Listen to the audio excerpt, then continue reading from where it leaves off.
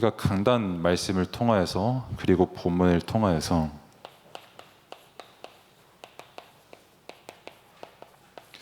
한 가지 분명한 질문이 나왔고 또 그 질문에 대한 답을 우리가 얻게 되었죠.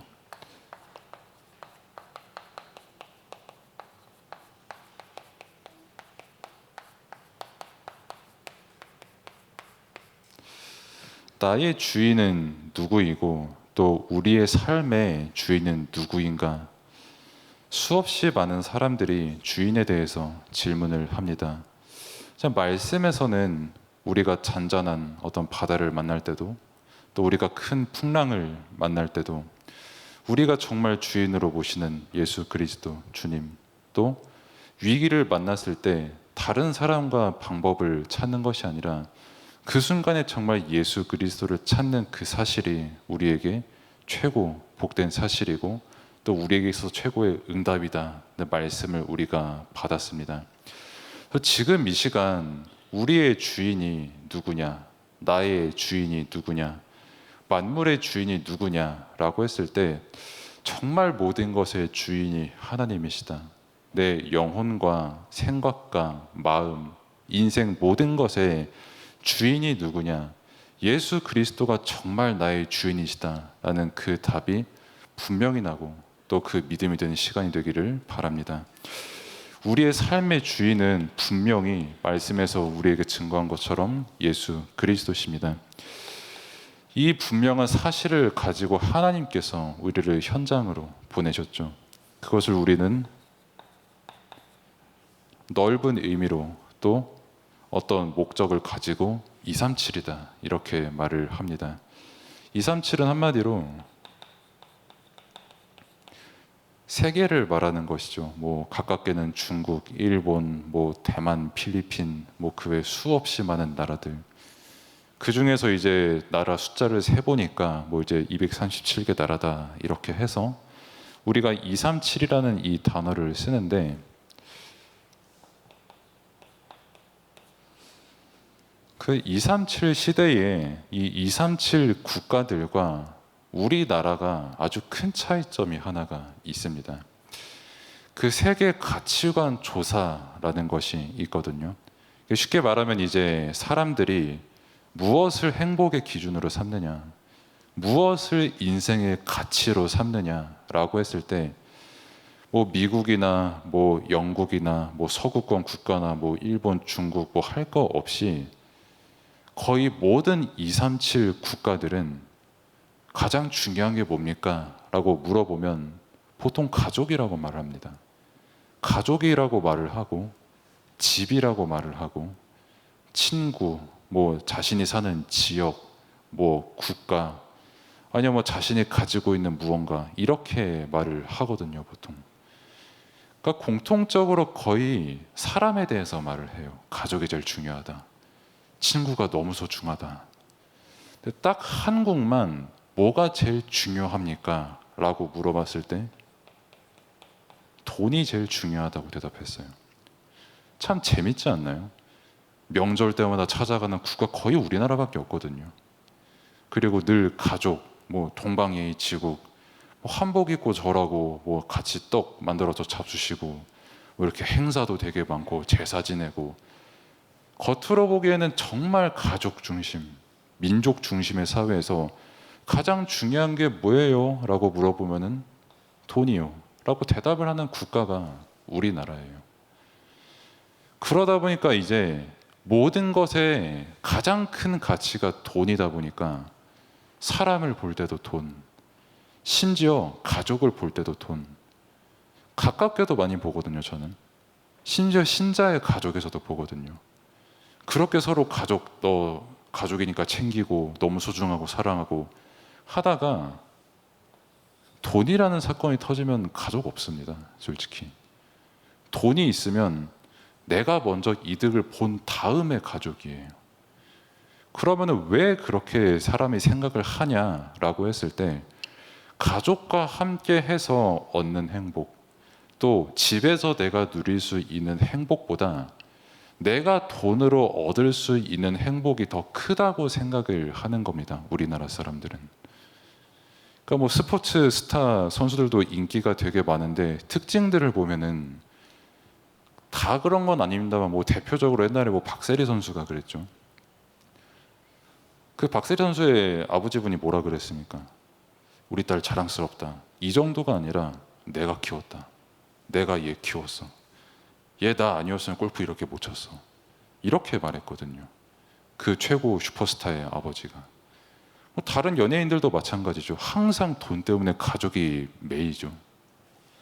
근데 당장 옆 나라 그 일본만 봐도 정말 야구 잘하는 선수 중에 오타니라는 선수가 있거든요.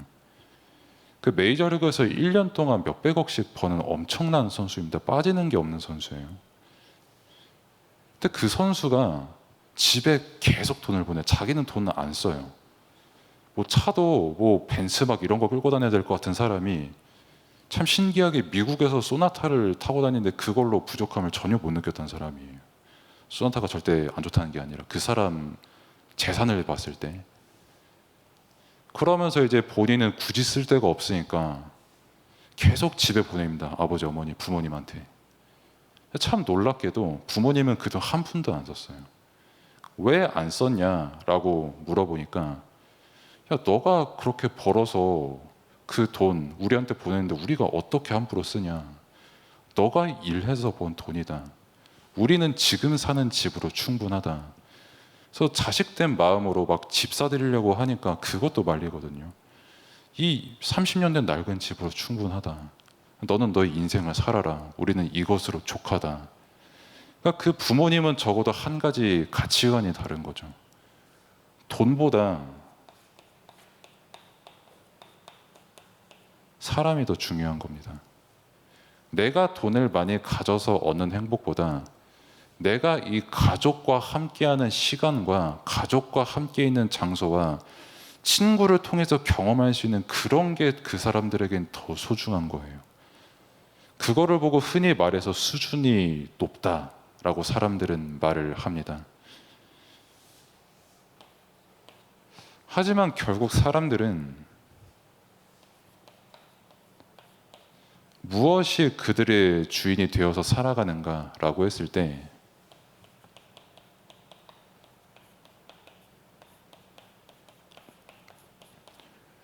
자신이 좋아하는 것을 주인으로 삼습니다. 뭐 내일 모레 오후 예배 때도 말할 부분이지만 이것을 보고 24라고 하죠.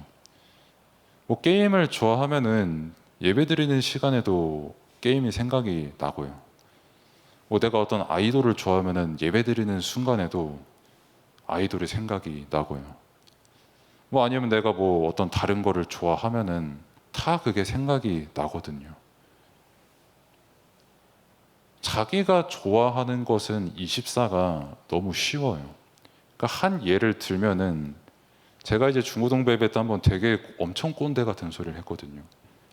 사실 랩런트들이 이렇게 나와서 앉아서 예배 드리고 졸면서 이렇게 꾸벅꾸벅 졸고 적는 둥 마는 둥 하고 열심히 듣는 척 하면서 손을 핸드폰에 향해 있고 상관없이 너무 소중하고 귀중한 랩런트잖아요. 이 예배 자리에 와 있다는 자체가. 근데 사실 저는 그게 이해가 안 돼요. 특히 피곤해서 아침 예배를 못 온다?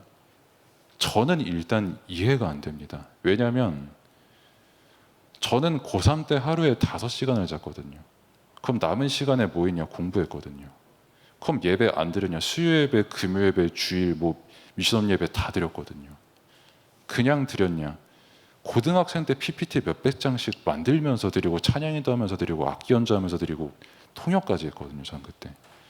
그럼 공부 안 됐냐? 괜찮은데 들어갔거든요. 그러면 이런 나의 기준을 가지고 랩넌트를 보고 야, 너도 하루에 5시간 잘 수 있어.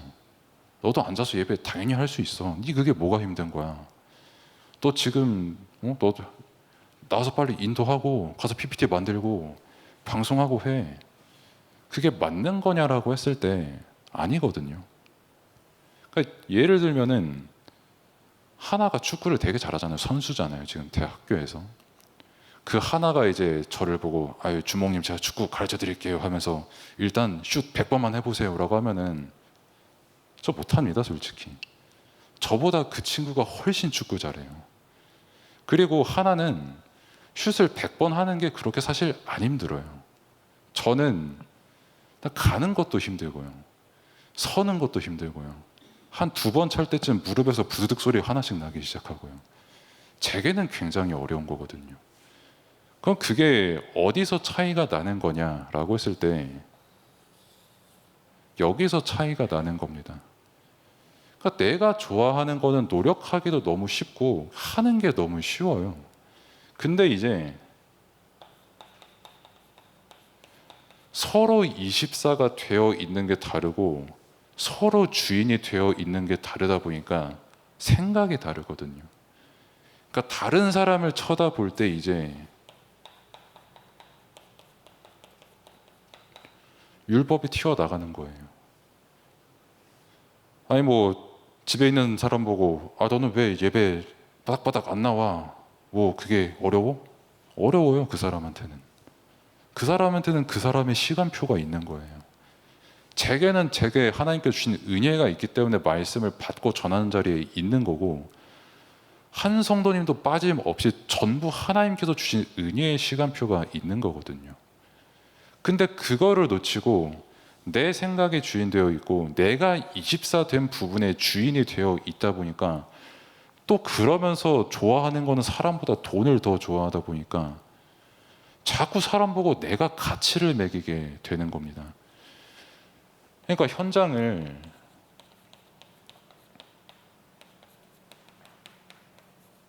복음으로 봐야 되거든요. 우리의 주인이 그리스도시기 때문에 당연히 그리스도로 현장을 봐야 되거든요. 근데 자꾸 다른 거를 가지고 현장을 보게 되는 겁니다. 아까 이거 말씀드렸죠. 돈 제일 좋아하고 사람 위에 돈이라고. 그래서 우리나라에서 왜 사자 붙은 직업이 그렇게 인기가 많고 존경받냐? 뭐 여러 가지 이유를 대지만 사실 이거잖아요. 돈을 많이 버니까. 그러면은 저 사람 왜 깔보냐? 막말로 돈이 없으니까 깔보잖아요. 우리나라에서 명품이라는 단어를 쓰잖아요. 원래 명품이라는 단어 없어요. 사치품이라는 단어지. 근데 어떻게든 돈으로 나를 더 치장하고 싶고 돈으로 나를 더 나타내고 싶어서 돈이 많으면 나는 이런 대단한 사람이야 라고 하고 싶으니까 명품이라는 이상한 단어를 붙인 거죠. 그러니까 돈 많으면 대단한 사람, 돈 많으면 아주 뛰어난 사람, 뭐 그냥 말씀만 붙잡고 사는 사람, 아주 형편없는 사람. 딱 그 사고 방식 가지고 24가 되어 있으니까 평생 동안 내 진짜 주인이 누군지 모른 채 살아갈 수밖에 없는 겁니다. 그럼 왜 이렇게 살아갈 수밖에 없냐라고 했을 때 하나님 떠남 순간부터 인간의 상태가 그래요. 하나님보다 내가 더 가치가 높은 상태, 하나님 필요 아예 없는 상태, 말씀 전혀 필요 없고 내가 생각하기에 저 사람이면 난 충분해. 그것도 결국 우상이죠. 돈이면 충분해. 말할 거 없이 우상이죠. 내가 좋아하는 거면 충분해. 다 이런 세상 속에서 살아갑니다. 이런 세상 속에서 우리가 살아가고 이 세상을 두고 이번 주 우리가 강단 말씀을 받았을 때 바다 그리고 풍랑 잔잔한 물가 이렇게 말씀을 주셨죠. 그럼 가장 먼저 우리가 알아야 될 것은 삶의 진정한 주인이 누구냐는 것을 분명히 알아야 되는 겁니다. 일단 늘 우리는 창조주 하나님을 알고 기억을 해야 되고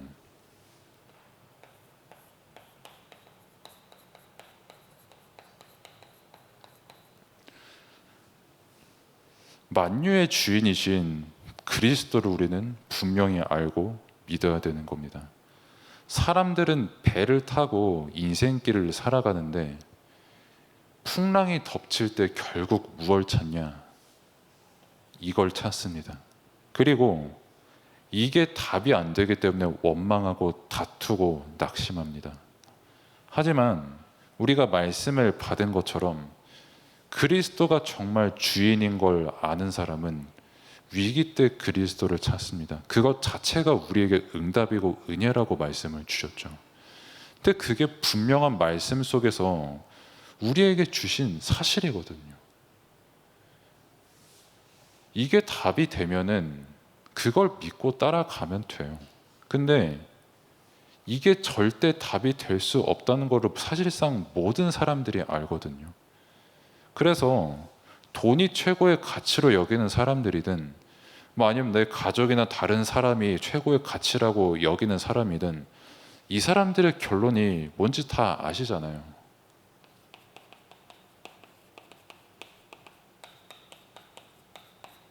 그냥 하루하루 잘 먹고 즐기는 게 이 사람들의 목적입니다. 다른 거 없어요. 물어보면은 그냥 뭐 사람 좋아한다, 돈이 최고의 가치다, 뭐 어떤 게 최고의 가치다 해도 결론은 이거거든요. 근데 늘 목사님께서 우리에게 말씀을 주시고 성경에서 우리에게 늘 말씀을 하시는 게 인간은 영적 존재입니다. 그래서 지금 이 시간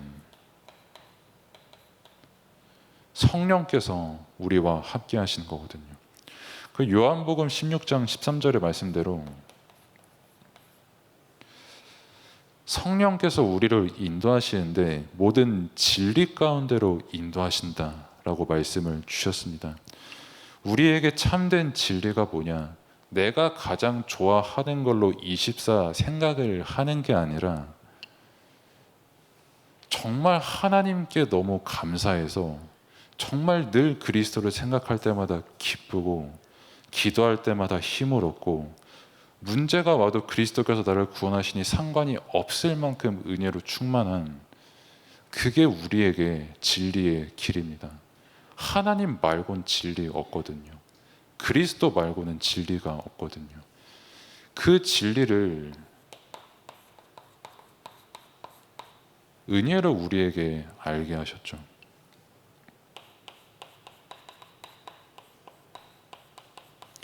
영적인 가치를 알기 때문에 눈에 보이는 것 이전에 영혼이 잘 되는 것을 먼저 구합니다. 바울도 그렇고 뭐 베드로도 마찬가지고 사도 요한도 마찬가지고 항상 첫 인사가 그래요. 뭐 그리스도께 부름받은 사도 그 다음에 이제 뭐 너희 뭐 돈 좀 많이 벌었냐, 건강하냐, 뭐 조금 사업 잘 되냐, 이게 아니라 너희 영혼이 잘 됨을 구하거든요. 왜냐하면 영혼이 잘 되면 풍랑을 만나도 주인이 그리스도고 잔잔할 때도 주인이 그리스도입니다. 영혼이 잘 되지 않으면 아무리 내가 생각하는 24가 좋고 어떤 환경이 있든 상관없이 주인이 그리스도가 아니거든요. 결국 그 영혼은 망할 수밖에 없거든요. 그리고 이 속에서 건지신 그리스도의 은혜가 지금 우리에게 임한 거거든요. 그 은혜 속에서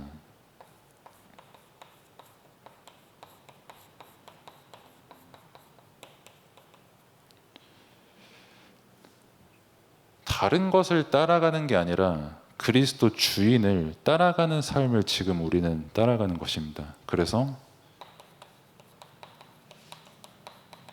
말씀을 따라가는 삶을 하나님께서 응답으로 허락을 하셨습니다. 그리고 또 한 가지는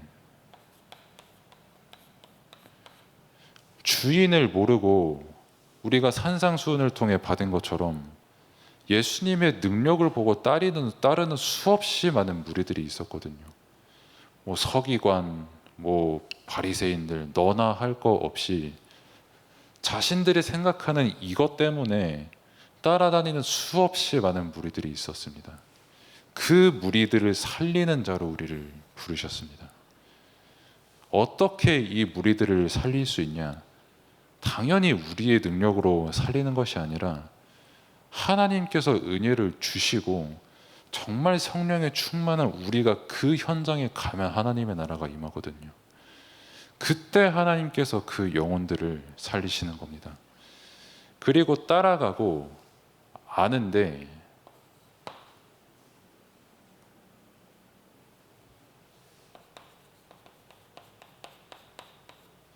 현실은 똑같죠.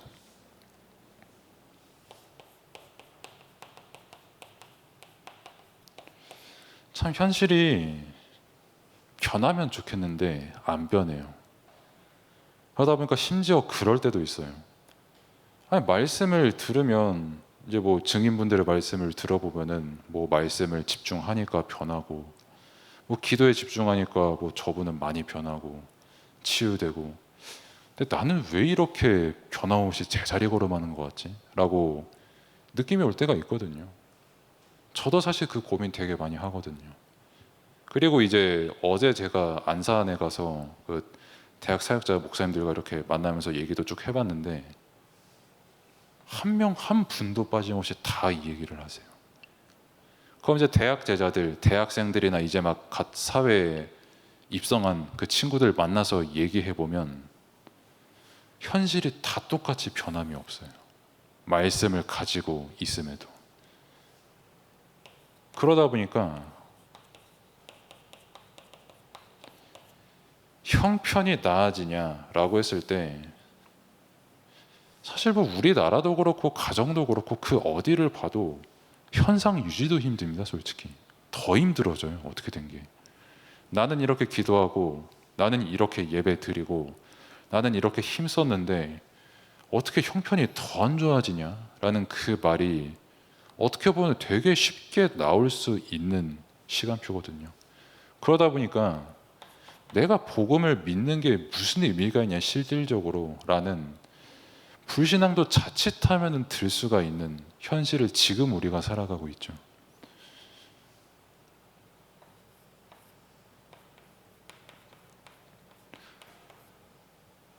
그래서 우리에게 답을 주시는 겁니다.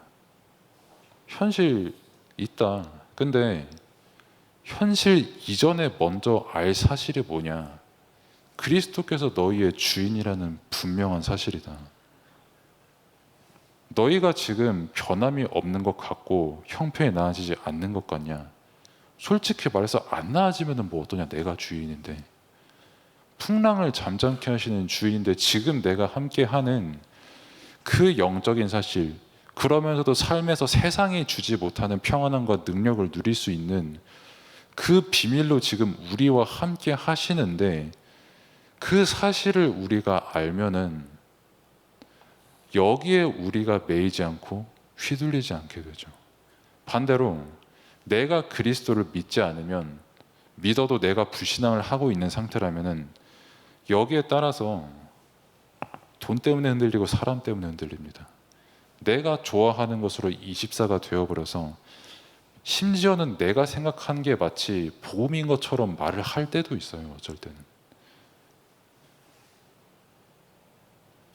사실 그래서 뭐 지지난주에 뭐 중고등부 예배 한 명도 안 왔다 이렇게 광고가 나갔었죠. 2부 예배 때. 저는 그때 딱 그 현장을 보고 또 이제 기도를 하면서 하나님께서 제게 그런 생각을 주시더라고요. 한 명도 안 오면은 뭐 때문에 슬프냐? 앉아 있으면은 그건 뭐 때문에 기쁘냐?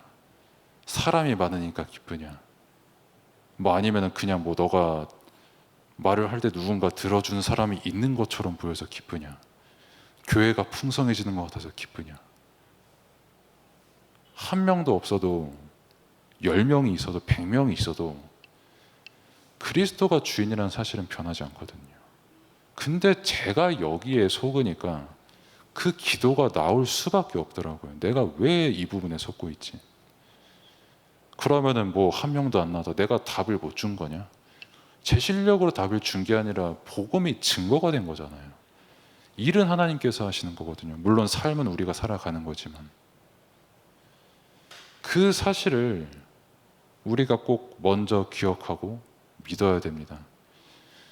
그래서 어제 안산에 내려가서 뭐 이은성 목사님하고 이제 잠깐 얘기를 이렇게 쭉 했는데, 저는 몰랐거든요. 그 사모님께서 유산을 한번 하셨다는 사실을 저는 몰라가지고 얘기를 해보니까, 그 유산을 한 당일에 본인이 이제 강남에 사역을 가셨어야 됐대요. 대학 사역자 하셨으니까 그때도 유산했지. 근데 그 당일에 유산한 와이프 놔두고 또 강남에 내려가야 되지. 근데 딱 강남에 내려갔는데 학생들이 한 명도 안 왔다고 하더라고요. 예배 드릴 때. 그렇게 먹여주고 입혀주고 함께 예배 드리고 했는데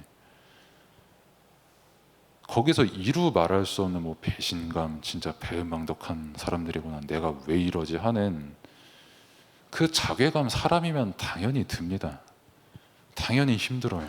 일단 유산한 그 사실 자체가 상식적으로 받아들일 수 있는 그건 아니거든요. 그것도 마지막 순간에 다 가서 하나님 살아계신데. 근데 그 속에서 결국은 이걸 발견케 하신 거죠.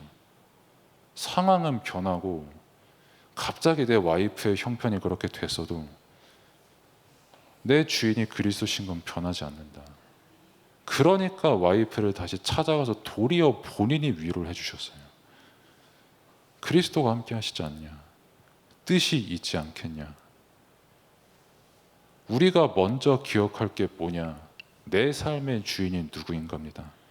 왜 우리에게 이 본문의 강단 말씀을 주셨냐, 너희 주인이 누구인지를 알라는 거예요. 풍랑치는 데 집중하는 게 아니라, 잔잔하다고 뭐 기뻐하는 수준으로 사는 게 아니라 진짜 너희 주인이 누구인지 기억해라. 그리고 그 사실을 믿어라.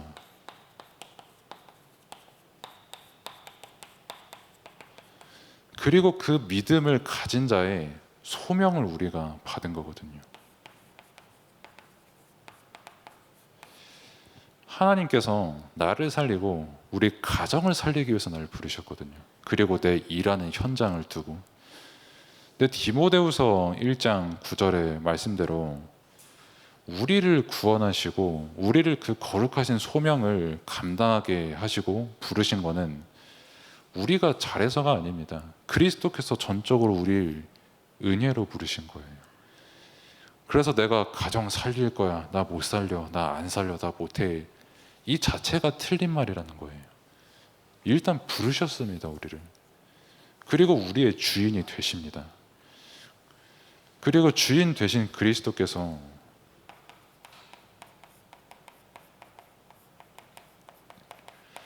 또한 우리의 기도를 진짜 안 들으시겠냐라고 약속도 하셨어요, 분명히. 그 약속을 주시고, 그럼 지금 내게 주신 게 뭐냐? 말씀입니다. 그리고 로마서 10장 17절의 말씀대로 이 말씀을 들을 때에 우리의 믿음이 자라나는 것입니다. 그리고 이 믿음이 될 때 현실에 변함이 없어도 또 변해도 상관없이 나의 믿음은 그리스도로 충분하고 상관없이 나의 믿음은 그리스도를 따라갑니다. 이 믿음에 충만하고 그리스도가 나의 주인 된 은혜에 충만한 나의 모든 삶이 되시기를 바랍니다. 기도하겠습니다. 하나님 감사합니다. 처음부터 우리의 주인 되시고 은혜로 우리와 함께 하시고 영원한 응답 가운데 오늘을 허락하심에 감사를 드립니다.